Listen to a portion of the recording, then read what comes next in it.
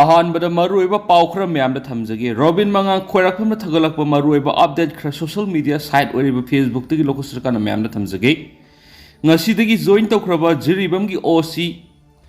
ꯏꯕꯥꯏ ꯏꯕꯣꯇꯣꯝꯕꯤ ꯁꯥꯒꯥꯄꯝ ꯑꯩꯅ ꯃꯁꯛ ꯌꯥꯝꯅ ꯃꯨꯟꯅ ꯈꯪꯕ ꯅꯨꯡꯇꯤꯒꯤ ꯋꯥꯔꯤ ꯁꯥꯔꯤꯕ ꯑꯣꯐꯤꯁꯥꯔ ꯑꯃꯅꯤ CDOꯗ ꯌꯥꯝꯅ ꯀꯨꯏꯅ ꯑꯦꯛꯁꯄꯤꯔꯤꯌꯦꯟꯁ ꯂꯩꯔꯕ ꯑꯊꯧꯕꯅꯤ ꯃꯥꯏ ꯄꯥꯛꯄꯗ ꯑꯣꯏꯕꯤꯔꯣ ꯍꯥꯏꯕ ꯋꯥꯐꯝ ꯈꯔ ꯔꯣꯕꯤꯟ ꯃꯉꯥꯡ ꯈꯣꯏꯔꯥꯛꯐꯝꯅ ꯊꯥꯒꯠꯂꯛꯂꯤ ꯑꯇꯣꯞꯄ ꯑꯇꯦꯟꯕ ꯃꯔꯨꯑꯣꯏꯕ ꯑꯞꯗꯦꯠ ꯈꯔꯅ ꯔꯥꯍꯨꯜ ꯒꯥꯟꯙꯤꯅ ꯑꯣꯄꯣꯖꯤꯁꯟ ꯂꯤꯗꯔ ꯑꯣꯏꯔꯕ ꯌꯥꯔꯤ ꯍꯥꯏꯔꯤ ꯂꯣꯏꯅꯅ Sonia ꯒꯥꯟꯙꯤꯁꯨ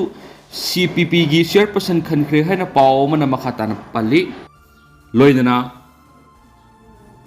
Narendra Modi ngasi numidang Prime Minister oina wasak lauragani hainasu pau amana makha tana phongdorakli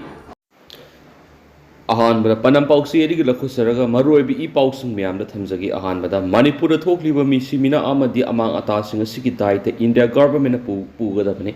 kokomi Manipur sahi helaba irang asi India government puksiel sengna khudakta loisina na bohonagadabani haina Coordinating Committee of Manipur Integrity Kokomina Takshin Bagaloyana irang asina maram oiraga misi mina kya thokliba amadi lanthum kya mang badanatana miyoi lising kya na mayum leitana lanjenari ba kya sigi daite India lengana pugadabani haidi kokomina thadorakpa chirolamada Manipur thokliba irang asida yaudana furupayana nungsi chanana hingminari ba jeribamda Sien koki narco terrorist na mafam asigi mitay singi mathakta landasa tharaktuna tangdu leitadaba mafam ama ohelakti mafam asida thadau mar paite kabui jerang rong mitay pangal amadi mitay community punanung sisanana khundamina duna lakhibane serol asina makha tara dunai ingna signa leiriba mafam asida tha sigi tarukta bolero amada faitol village ta thunakhiba gauksang kauba amana lusingba miyoi sina mitay masa amabu tha sigi tarukta faduna pukhraga nungsi haituna miha thina hatuna mapandigi sangna kisingna mafam asida makoigi tokhaibe administration gi demand saruk ama lancha tharak pawrakne hena ngaklibadi asigumba mapalamdigi sanglakpa kuki miyoi asi matau karamna jiribamda sangsilakpa ngamkhibano amadi Assam Rifles na sienaba miyoi sing phana bohonabagi muhutta khosawnaraba mitay miyamda onsinduna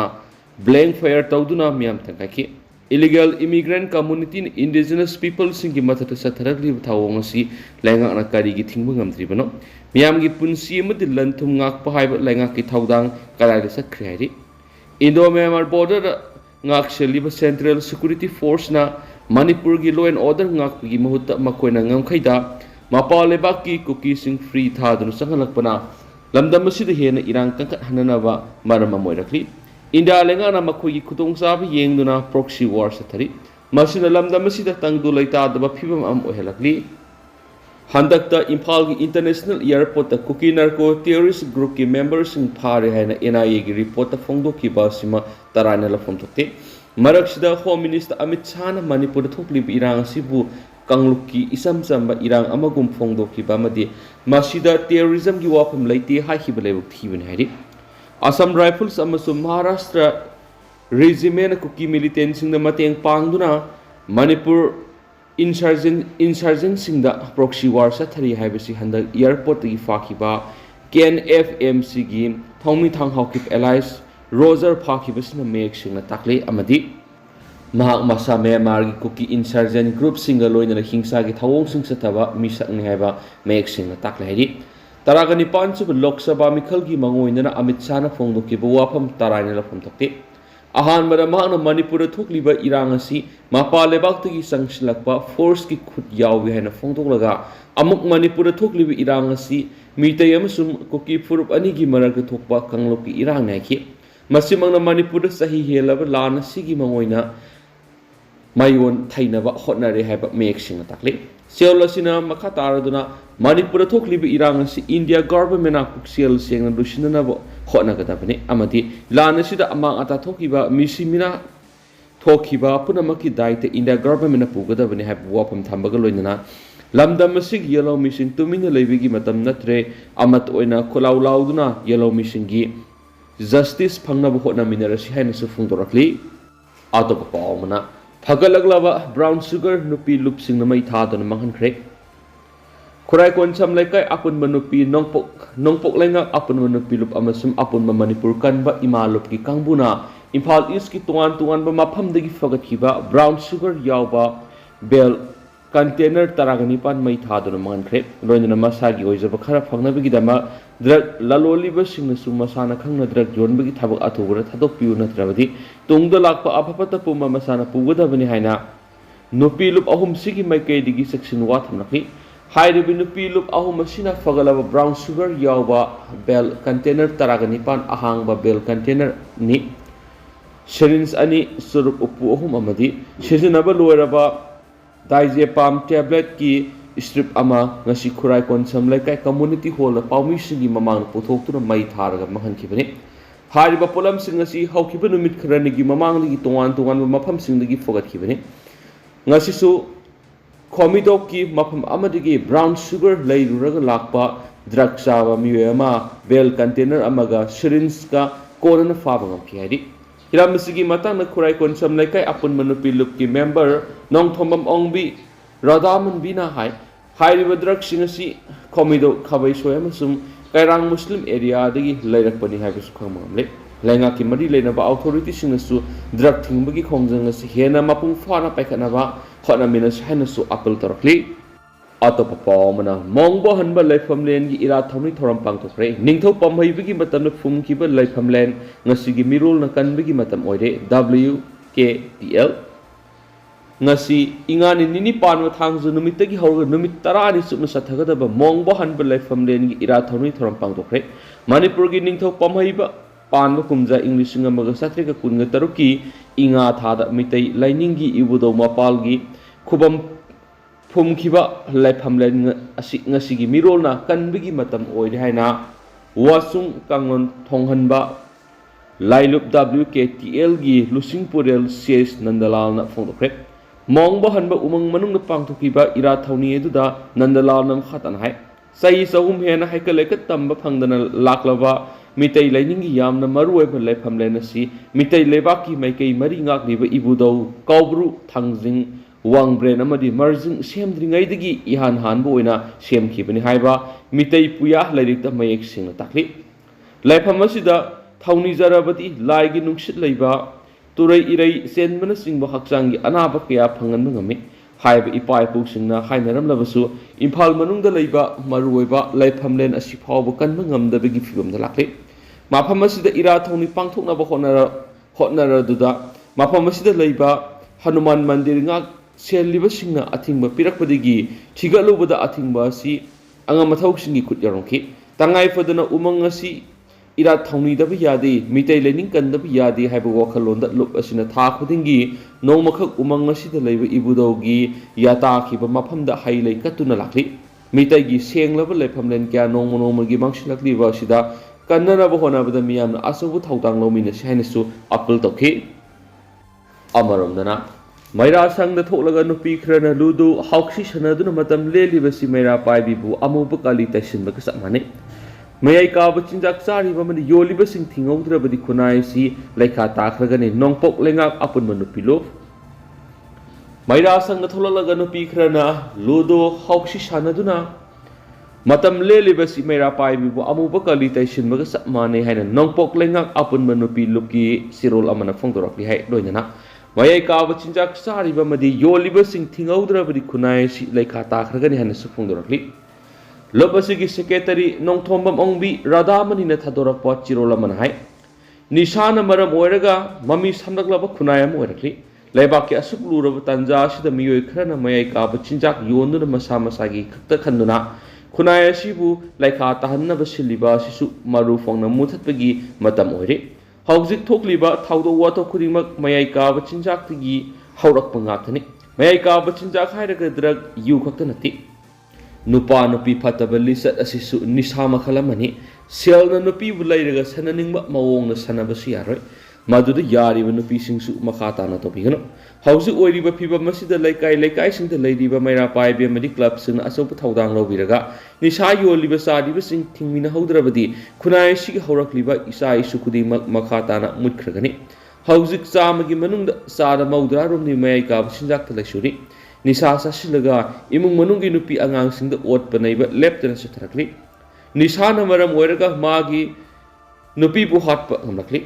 ꯑꯍꯜ ꯂꯃꯟ ꯃꯃꯥ ꯃꯄꯥ ꯃꯁꯛ ꯈꯪꯂꯛꯇ꯭ꯔꯦ ꯈꯨꯟꯅꯥꯏ ꯑꯁꯤꯒꯤ ꯑꯐꯕ ꯋꯥꯈꯜ ꯈꯟꯕ ꯉꯝꯂꯛꯇ꯭ꯔꯦ ꯑꯐꯕ ꯃꯆꯥ ꯑꯐꯕ ꯃꯃꯥ ꯃꯄꯥ ꯂꯩꯁꯤꯜꯂꯛꯇ꯭ꯔꯦ ꯃꯁꯤ ꯄꯨꯝꯅꯃꯛ ꯅꯤꯁꯥꯅ ꯊꯣꯛꯍꯟꯕꯅꯤ ꯑꯩꯈꯣꯏꯒꯤ ꯂꯝꯗꯝ ꯑꯁꯤꯗ ꯋꯥꯔ ꯑꯣꯟ ꯗ꯭ꯔꯒꯀꯤ ꯋꯥꯟꯊꯣꯛ ꯂꯩꯔꯛꯇ꯭ꯔꯦ ꯑꯀꯤꯕ ꯐꯪꯂꯕ ꯗ꯭ꯔꯒꯅ ꯁꯣꯛꯍꯜꯂꯕ ꯂꯝꯗꯝ ꯑꯁꯤꯒꯤ ꯅꯍꯥ ꯀꯌꯥꯒꯤ ꯄꯨꯟꯁꯤ ꯀꯔꯤ ꯑꯣꯏꯔꯛꯀꯅꯤ ꯈꯜꯂꯨꯕꯗ ꯊꯃꯣꯏ ꯁꯣꯛꯅ ꯅꯨꯡꯉꯥꯏꯇꯦ ꯉꯁꯤꯒꯤ ꯑꯉꯝ ꯑꯊꯧꯁꯤꯡꯅꯁꯨ ꯍꯤꯔꯝ ꯑꯁꯤꯗ ꯃꯤꯠꯌꯦꯡ ꯆꯪꯉꯨ ꯑꯃꯔꯣꯝꯗ ꯉꯁꯤꯒꯤ ꯃꯩꯔꯥ ꯄꯥꯏꯕꯤ ꯈꯨꯗꯤꯡꯃꯛꯇꯤ ꯅꯠꯇꯦ ꯃꯩꯔꯥ ꯁꯪꯅ ꯊꯣꯛꯂꯛꯂꯒ ꯅꯨꯄꯤ ꯈꯔꯅ ꯂꯨꯗꯣ ꯍꯥꯎꯁꯤ ꯁꯥꯟꯅꯗꯨꯅ ꯃꯇꯝ ꯂꯦꯜꯂꯤꯕꯅꯤ ꯍꯥꯏꯗꯨꯅ ꯇꯧꯔꯤꯕ ꯑꯁꯤꯁꯨ ꯇꯣꯛꯄꯤꯌꯨ ꯁꯦꯡꯅ ꯂꯩꯕꯥꯛꯀꯤꯗꯃꯛꯇ ꯊꯣꯛꯂꯛꯂꯤꯕ ꯑꯁꯦꯡꯕ ꯃꯩꯔꯥ ꯄꯥꯏꯕꯤꯁꯤꯡꯗ ꯑꯃꯨꯕ ꯀꯂꯤ ꯇꯩꯁꯤꯟꯕꯒ ꯆꯞ ꯃꯥꯟꯅꯩ ꯃꯃꯥ ꯑꯣꯏꯕꯤ ꯑꯩꯈꯣꯏꯗꯒꯤ ꯍꯧꯗꯨꯅ ꯑꯐꯕ ꯈꯨꯟꯅꯥꯏꯂꯣꯟ ꯑꯃ ꯄꯨꯊꯣꯛꯁꯤ ꯃꯩꯔꯥ ꯊꯣꯛꯂꯛꯄ ꯃꯇꯝꯗ ꯂꯩꯀꯥꯏ ꯑꯃꯗꯤ ꯂꯩꯕꯥꯛꯀꯤ ꯏꯁꯨꯗ ꯑꯣꯏꯅ ꯈꯟꯅꯕ ꯇꯉꯥꯏ ꯐꯗꯦ ꯑꯐꯕ ꯈꯨꯟꯅꯥꯏ ꯑꯃ ꯑꯣꯏꯅꯕꯒꯤꯗꯃꯛ ꯂꯩꯀꯥꯏꯁꯤꯡꯗ ꯑꯦꯋꯥꯔꯅꯦꯁ ꯇꯧꯗꯨꯅ ꯋꯥꯈꯜ ꯇꯥꯃꯤꯟꯅꯅꯕ ꯍꯣꯠꯅꯃꯤꯟꯅꯁꯤ ꯂꯨꯞ ꯑꯁꯤꯅꯁꯨ ꯑꯉꯝꯕ ꯃꯇꯦꯡ ꯄꯥꯡꯒꯅꯤ ꯍꯥꯏꯕ ꯋꯥꯐꯝ ꯊꯝꯂꯛꯂꯤ ꯃꯈꯥ ꯆꯠꯊꯔꯛꯄ ꯑꯣꯏꯅ ꯀꯪꯂꯩꯄꯥꯛꯀꯤ ꯃꯩꯔꯥꯒꯤ ꯏꯗꯤꯇꯣꯔꯤꯌꯦꯜ ꯃꯌꯥꯝꯗ ꯃꯔꯛ ꯊꯠꯅ ꯁ꯭ꯄꯦꯁꯦꯜ ꯀꯟꯇꯦꯟ ꯑꯣꯏꯅ ꯂꯧꯈꯠꯆꯔꯀꯥꯟꯗ ꯃꯌꯥꯝꯗ ꯊꯝꯖꯒꯦ ꯖꯤꯔꯤꯕꯝꯒꯤ ꯊꯧꯗꯣꯛ ꯂꯩꯉꯥꯛꯀꯤ ꯏꯟꯇꯦꯂꯤꯖꯦꯟꯁ ꯐꯦꯜ ꯑꯣꯏꯔꯦ ꯍꯥꯏꯕꯗꯨ ꯃꯌꯦꯛ ꯁꯦꯡꯅ ꯇꯥꯛꯄꯅꯤ ꯀꯥꯡꯂꯨꯞ ꯑꯅꯤꯒꯤ ꯑꯣꯏꯕ ꯁꯥꯊꯤꯔꯕ ꯂꯥꯟ ꯊꯣꯛꯇꯨꯅ ꯆꯍꯤ ꯑꯃꯔꯣꯝ ꯍꯦꯟꯅ ꯑꯋꯥꯕ ꯀꯌꯥ ꯈꯥꯡꯗꯨꯅ ꯃꯅꯤꯄꯨꯔ ꯃꯤꯌꯥꯝꯅ ꯂꯩꯔꯛꯂꯤꯕ ꯑꯁꯤ ꯂꯩꯉꯥꯛꯅ ꯂꯣ ꯑꯦꯟ ꯑꯣꯔꯗꯔ ꯃꯤꯌꯥꯝꯒꯤ ꯄꯨꯟꯁꯤ ꯑꯃꯗꯤ ꯂꯟ ꯊꯨꯝ ꯉꯥꯛꯁꯦꯟꯕ ꯉꯝꯗꯕꯗꯒꯤꯅꯤ ꯍꯥꯏꯕꯁꯤ ꯍꯥꯏꯃꯟꯕ ꯊꯣꯛꯂꯣꯏ ꯃꯗꯨꯅ ꯂꯣ ꯑꯦꯟ ꯑꯣꯔꯗꯔ ꯐꯦꯜ ꯑꯣꯏꯕꯗꯒꯤ ꯀꯥꯡꯂꯨꯞꯀꯤ ꯂꯥꯟ ꯑꯁꯤ ꯊꯣꯛꯇꯅ ꯏꯪꯅ ꯂꯩꯔꯝꯕ ꯖꯤꯔꯤꯕꯝ ꯗꯤꯁꯇ꯭ꯔꯤꯛꯁꯨ ꯀꯥꯡꯂꯨꯞꯀꯤ ꯂꯥꯟ ꯑꯁꯤ ꯆꯥꯎꯅ ꯊꯣꯛꯇꯨꯅ ꯍꯧꯖꯤꯛ ꯃꯤꯌꯥꯝ ꯂꯩꯐꯝ ꯆꯥꯐꯝ ꯈꯪꯗꯕ ꯍꯥꯏꯕꯗꯨ ꯑꯣꯏꯔꯤ ꯑꯣꯏꯔꯛꯂꯤꯕ ꯐꯤꯚꯝ ꯑꯁꯤ ꯃꯅꯤꯄꯨꯔ ꯂꯩꯉꯥꯛꯅ ꯂꯣ ꯑꯦꯟ ꯑꯣꯔꯗꯔ ꯉꯥꯛꯄ ꯉꯝꯗꯕ ꯑꯃꯗꯤ ꯏꯟꯇꯦꯂꯤꯖꯦꯟꯁ ꯐꯦꯜ ꯑꯣꯏꯕꯗꯒꯤ ꯊꯣꯛꯄꯅꯤ ꯍꯥꯏꯕ ꯌꯥꯏ ꯃꯅꯤꯄꯨꯔ ꯄꯨꯂꯤꯁꯀꯤ ꯏꯟꯇꯦꯂꯤꯖꯦꯟꯁ ꯅꯦꯠꯋꯥꯔꯛ ꯑꯁꯤ ꯌꯥꯝꯅ ꯁꯣꯟꯕꯒꯨꯝ ꯇꯧꯔꯦ ꯖꯤꯔꯤꯕꯝ ꯗꯤꯁꯇ꯭ꯔꯤꯛꯇ ꯀꯨꯀꯤ ꯅꯥꯔꯀꯣ ꯇꯦꯔꯣꯔꯤꯁꯅ ꯂꯥꯟꯗꯥꯔꯛꯀꯗꯧꯔꯦ ꯍꯥꯏꯕꯁꯤ ꯃꯥꯡꯖꯧꯅꯅ ꯀꯔꯤꯒꯤꯗꯃꯛꯇ ꯈꯪꯍꯧꯗꯕꯅꯣ ꯂꯣꯏꯅꯅ ꯆꯦꯛꯁꯤꯟ ꯊꯧꯔꯥꯡꯒꯤ ꯊꯕꯛ ꯃꯇꯝ ꯆꯥꯅ ꯂꯧꯈꯠꯍꯧꯗꯕꯅꯣ ꯃꯁꯤ ꯏꯟꯇꯦꯂꯤꯖꯦꯟꯁ ꯐꯦꯜ ꯑꯣꯏꯕꯒꯤ ꯃꯌꯦꯛ ꯁꯦꯡꯂꯕ ꯈꯨꯗꯝꯅꯤ ꯍꯥꯏꯕꯗ ꯊꯣꯏꯅ ꯂꯥꯜꯂꯣꯏꯗ꯭ꯔꯥ ꯍꯥꯏꯅ ꯈꯜꯂꯤ ꯍꯧꯖꯤꯛ ꯀꯨꯀꯤ ꯅꯥꯔꯀꯣ ꯇꯦꯔꯣꯔꯤꯁꯁꯤꯡꯅ ꯕꯣꯝ ꯑꯃꯗꯤ ꯅꯣꯡꯃꯩ ꯀꯥꯞꯁꯤꯟꯗꯨꯅ ꯃꯤꯇꯩ ꯈꯨꯜ ꯀꯌꯥꯗ ꯂꯥꯟꯗꯥꯔꯛꯄꯗꯒꯤ ꯌꯨꯝ 72 ꯇꯨꯝꯅ ꯃꯩ ꯆꯥꯛꯇꯨꯅ ꯃꯥꯡꯍꯟꯈ꯭ꯔꯦ ꯍꯨꯔꯥꯟꯕ ꯃꯇꯨꯡ ꯃꯩꯔꯤꯡꯕꯒꯤ ꯊꯕꯛ ꯆꯠꯊꯩ ꯍꯥꯏꯕꯒꯨꯝ ꯃꯤꯁꯤ ꯃꯤꯅꯥ ꯊꯣꯛꯂꯕ ꯌꯨꯝ ꯀꯌꯥ ꯃꯩ ꯊꯥꯈ꯭ꯔꯕ ꯃꯇꯨꯡꯗ ꯍꯧꯖꯤꯛ ꯋꯥꯏꯗ ꯃꯃꯤꯡꯇꯒꯤ ꯑꯣꯏꯅ ꯖꯤꯔꯤꯕꯝꯗ ꯁꯦꯀ꯭ꯌꯨꯔꯤꯇꯤ ꯐꯣꯔꯁ ꯊꯥꯖꯤꯜꯂꯤ ꯃꯁꯤ ꯍꯥꯟꯅ ꯃꯥꯡꯖꯧꯅꯅ ꯆꯦꯛꯁꯤꯟ ꯊꯧꯔꯥꯡꯒꯤ ꯊꯕꯛ ꯂꯧꯈꯠꯂꯝꯂꯒꯗꯕꯅꯤ ꯖꯤꯔꯤꯕꯝ ꯗꯤꯁꯇ꯭ꯔꯤꯛ ꯑꯁꯤ ꯃꯅꯤꯄꯨꯔꯒꯤ ꯅꯣꯡꯆꯨꯞ ꯊꯪꯕ ꯒꯦꯠꯋꯦ ꯑꯣꯏꯔꯤꯕꯅꯤ ꯑꯗꯨꯒ ꯂꯂꯣꯟ ꯏꯇꯤꯛꯀꯤ ꯑꯆꯧꯕ ꯃꯐꯝ ꯑꯃꯁꯨ ꯑꯣꯏꯔꯛꯂꯤꯕꯅꯤ